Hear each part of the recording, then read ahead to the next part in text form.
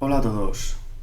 Hoy vamos a explicar lo que viene siendo el enlace covalente, pero a un nivel ya de segundo de bachillerato, ya que el enlace covalente se viene dando desde cursos inferiores, en tercero de la ESO, y aquí vamos a ver ciertos temas que no se han visto y que resultan algo más complejos.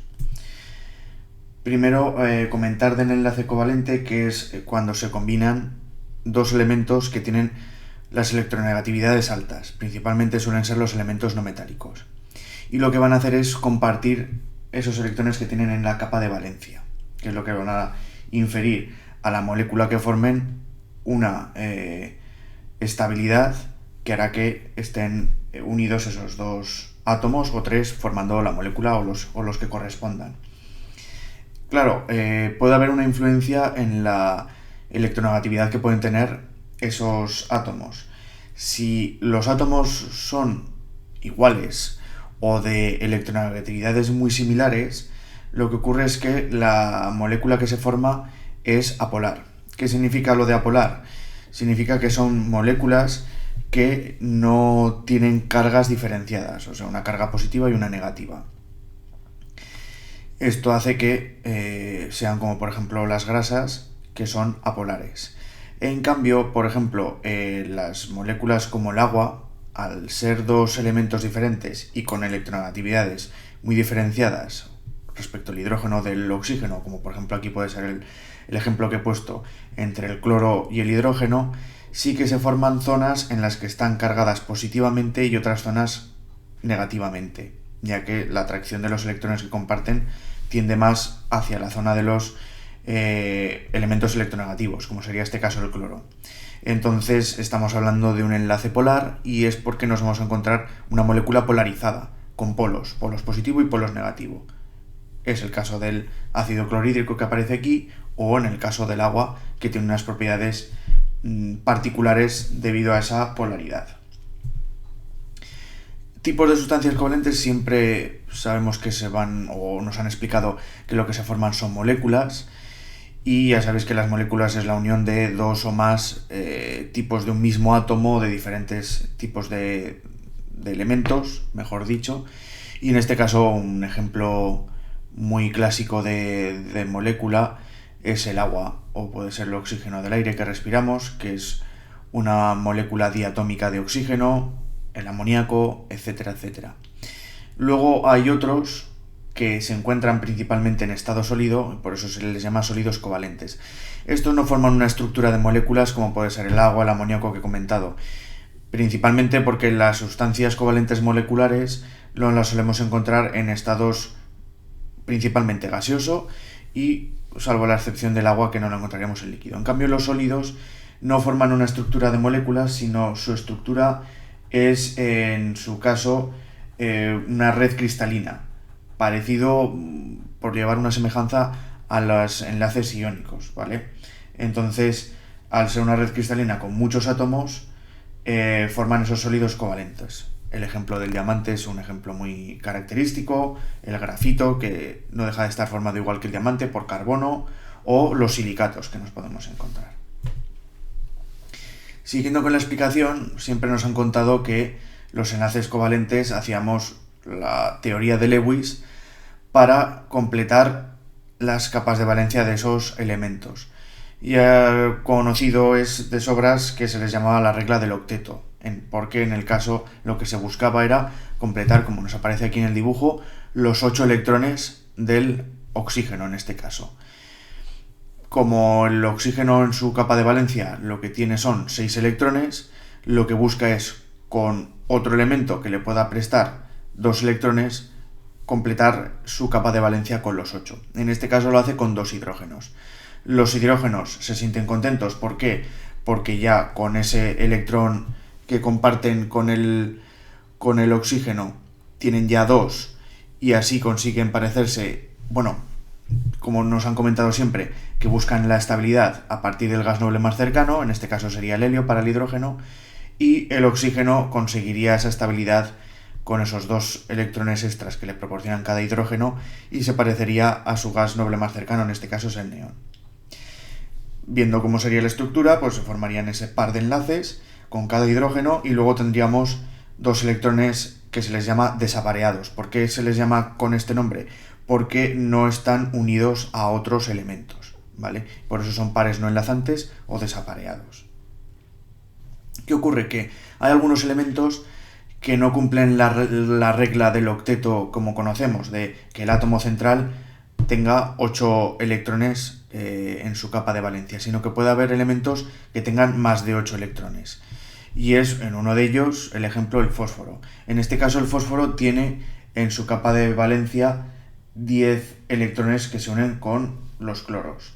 Entonces, pues bueno, forma una estructura mucho mayor, que es, como hemos comentado, de 10. Incluso nos podemos encontrar con el azufre, que puede llegar a tener hasta, por ejemplo, 12 electrones, o el yodo, si se junta con el flúor, podríamos llegar a tener hasta 14 electrones en juego. ¿Esto a qué es debido? A que ciertos elementos no metálicos se encuentran en la tabla periódica ya en disposiciones que tienen ya están en el tercer periodo. Con lo cual, ¿qué significa que se encuentran en el tercer periodo? Que pueden albergar la capa 3D. Y ya sabemos que la capa 3D da opción a albergar más electrones, es de una capacidad energética parecida a los orbitales S y P, y esto hace que se produzcan estas peculiaridades del octeto. Esto no ocurre en el oxígeno, por ejemplo, o en el nitrógeno, porque no son electrones que tengan capacidad de alcanzar la capa 3, ¿vale? La capa 3P o 3S, mejor dicho, al principio. Entonces no pueden llegar a ese orbital 3D que les pueda permitir ese octeto expandido. También saber que en los enlaces, que no lo he comentado anteriormente, no únicamente existen enlaces simples, que es la unión de un electrón que comparte cada uno, como haría el ejemplo aquí que vemos del cloro y el fósforo, que cada una de esas líneas nos indica que comparten un electrón cada uno para tener 2 electrones en cada línea, sino que puede ser que haya dobles enlaces o triples enlaces, principalmente.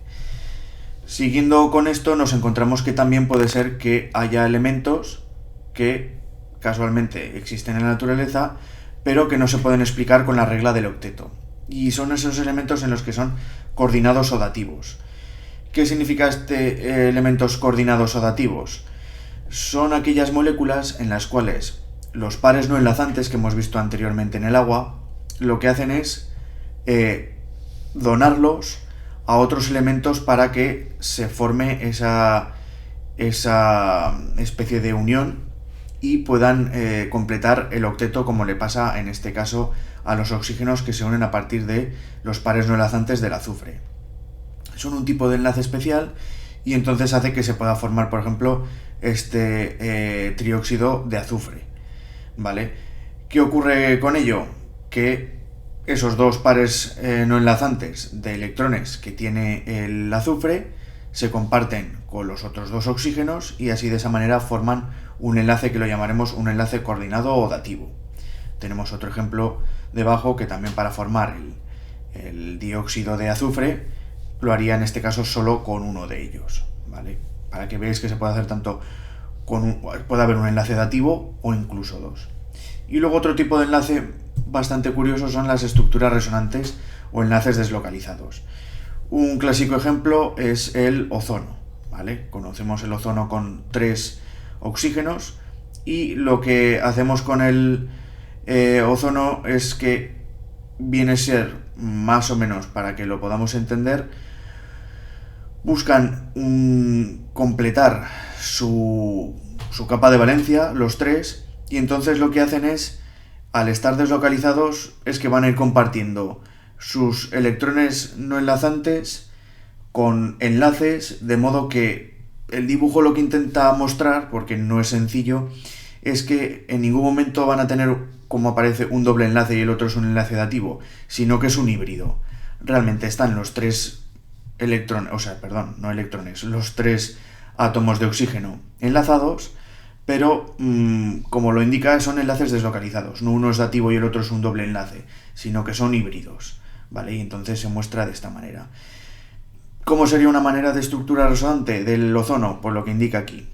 un oxígeno está unido al otro con un doble enlace y con el tercero se unen con un enlace dativo. Pero puede ser que en ese momento el doble enlace coja 2 electrones, se convierta en un enlace simple y entonces el que era enlace dativo se convierta en un doble enlace. Y esto ocurre de manera normal en la propia molécula. Por eso, como están en un constante movimiento, se les llaman los enlaces deslocalizados, porque en ningún momento podemos asegurar que tengan una forma u otra, sino que es lo que decimos, un enlace híbrido entre el dativo y los enlaces clásicos que conocemos en la covalencia y que, bueno, pues tiene esa peculiaridad. Y con esto terminamos lo que viene siendo la clase de hoy. Así que espero que lo hayáis comprendido bien. Si ha habido alguna duda, ya sabéis por dónde localizarme. Y nada, que paséis una buena semana. Nos vemos.